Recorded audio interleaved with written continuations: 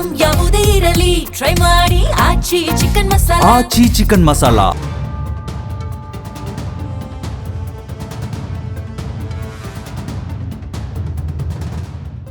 ಕಳೆದ ಫೆಬ್ರವರಿ 28ರಿಂದ ಮಧ್ಯಪ್ರಾಚ್ಯದಲ್ಲಿ ಆರಂಭವಾದ America Iran ಯುದ್ಧ 13 ಭಾರತೀಯರನ್ನ ಬಲಿ ಪಡೆದುಕೊಂಡಿದೆ.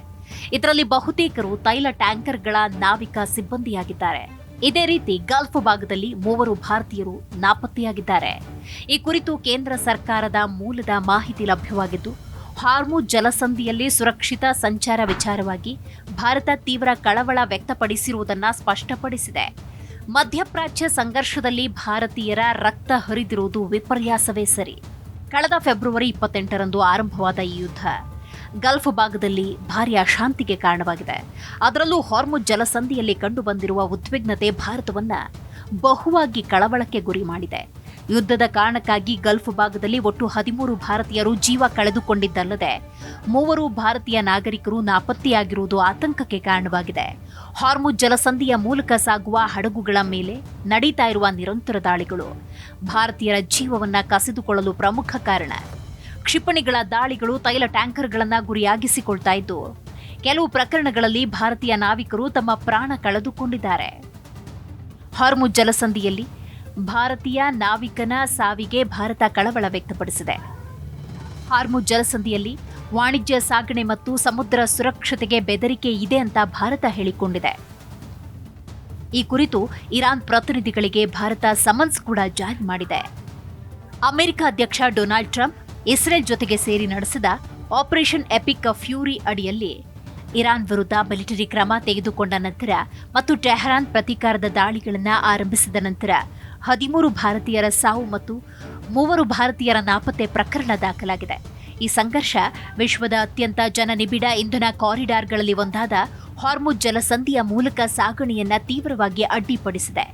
ಇರಾನ್ನ ಕಾರ್ಯತಂತ್ರದ ಜಲಮಾರ್ಗದ ದಿಗ್ಬಂಧನ ಮತ್ತು ವಾಣಿಜ್ಯ ಹಡಗುಗಳ ಮೇಲಿನ ದಾಳಿಗಳು ವ್ಯಾಪಾರ, ಇಂಧನ ಪೂರೈಕೆ, ನಾವಿಕರ ಸುರಕ್ಷತೆ ಬಗ್ಗೆ ಜಾಗತಿಕ ಕಳವಳವನ್ನ ಹುಟ್ಟುಹಾಕಿದೆ. ಹಾರ್ಮುಜ್ ಜಲಸಂಧಿಯಲ್ಲಿ ನಡೀತಾ ಇರುವ ನಿರಂತರ ದಾಳಿಗಳು ಪ್ರದೇಶದಲ್ಲಿ ಹಡಗು ಸಂಚಾರದ ಸುರಕ್ಷತೆಯ ಮೇಲೆ ಗಂಭೀರ ಪರಿಣಾಮ ಬೀರಿದೆ. ಈ ದಾಳಿಗಳಲ್ಲಿ ನಮ್ಮ ನಾಗರಿಕರ ಸಾವುಗಳಿಗೆ ತೀವ್ರ ಕಳವಳ ವ್ಯಕ್ತಪಡಿಸುತ್ತೇವೆ.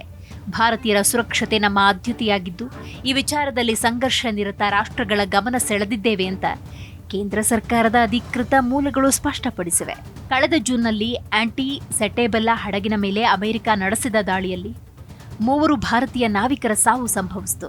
ಇದೀಗ ಯುಎಗೆ ಸೇರಿದ 2 ತೈಲ ಹಡಗಿನ ಮೇಲೆ ಇರಾನ್ ನಡೆಸಿದ ಕ್ಷಿಪಣಿ ದಾಳಿಯಲ್ಲಿ ಓರ್ವ ಭಾರತೀಯ ನಾವಿಕ ಮೃತಪಟ್ಟು 6 ಜನ ಗಂಭೀರವಾಗಿ ಗಾಯಗೊಂಡಿದ್ರು.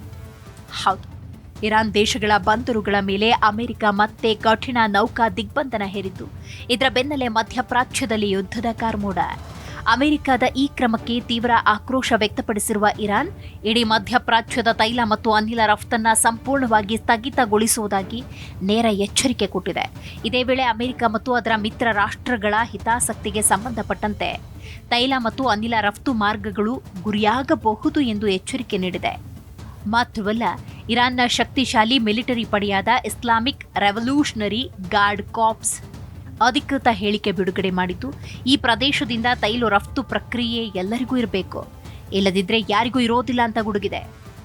ಅಮೆರಿಕ ಇರಾನ್ನ ಇಂಧನ ಮಾರಾಟವನ್ನು ತಡೆದ್ರೆ ಜಗತ್ತಿನ ಅತ್ಯಂತ ಪ್ರಮುಖ ನೌಕಾ ಮಾರ್ಗವಾದ ಹಾರ್ಮುಜ್ ಜಲಸಂಧಿಯನ್ನ ಬಂದ್ ಮಾಡೋದಾಗಿ ಬೆದರಿಕೆ ಹಾಕಿದೆ. ಇದರಿಂದ ಕಳೆದ ಫೆಬ್ರವರಿ ಅಂತ್ಯದಿಂದ ಆರಂಭವಾದ ಅಮೆರಿಕ ಇರಾನ್ ಸಂಘರ್ಷದ ಪರಿಣಾಮ ಹಾರ್ಮುಜ್ ಜಲಸಂಧಿಯ ಮೂಲಕ ನಡೀತಾ ಇದ್ದ ತೈಲ ಮತ್ತು ಅನಿಲ ಸಾಗಣೆಗೆ ಭಾರೀ ಅಡ್ಡಿಯಾಗಿದೆ. ಜಗತ್ತಿನ ಕಚ್ಚಾ ತೈಲ ಮತ್ತು ನೈಸರ್ಗಿಕ ಅನಿಲದ ದೊಡ್ಡ ಪ್ರಮಾಣದ ಸಾಗಣೆ ಇದೇ ಜಲಸಂಧಿಯ ಮೂಲಕ ನಡೆಯುವುದರಿಂದ ಅಲ್ಲಿನ ಬೆಳವಣಿಗೆಗಳು ಜಾಗತಿಕ ಇಂಧನ ಮಾರುಕಟ್ಟೆಯ ಮೇಲೆ ನೇರ ಪರಿಣಾಮ ಬೀರುತ್ತೆ.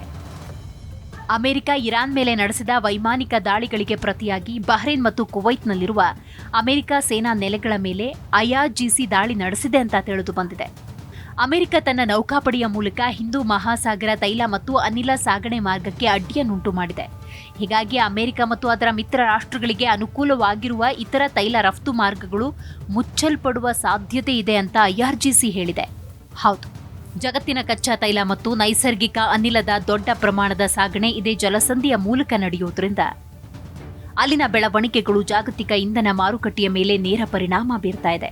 ಆದರೆ ಈ ಪ್ರದೇಶದಿಂದ ತೈಲ ಮತ್ತು ಅನಿಲ ಎಲ್ಲರಿಗೂ ಲಭ್ಯ ಆಗಬೇಕು, ಇಲ್ಲವಾದರೆ ಯಾರಿಗೂ ಲಭ್ಯವಾಗುವುದಿಲ್ಲ ಎಂದು ಹೇಳಿರುವ IRGC ಅಮೆರಿಕ ತನ್ನ ದಾಳಿಯನ್ನ ನಿಲ್ಲಿಸುವವರೆಗೂ ಹಾರ್ಮುಜ್ ಜಲಸಂಧಿಯನ್ನ ತೆರೆಯುವುದಿಲ್ಲ ಅಂತ ಪುನರುಚ್ಚರಿಸಿದೆ. ಈ ಎಲ್ಲಾ ಬೆಳವಣಿಗೆಗಳು ಹಲವು ಪ್ರಾಣಗಳನ್ನ ಕಿತ್ತುಕೊಳ್ತಾ ಇದೆ, ಮಾತ್ರವಲ್ಲ ಜಾಗತಿಕ ಮಟ್ಟದಲ್ಲಿ ಹಲವಾರು ಆರ್ಥಿಕ ಸಮಸ್ಯೆಗೆ ಕಾರಣವಾಗುವಂತೆ ಮಾಡಿದೆ.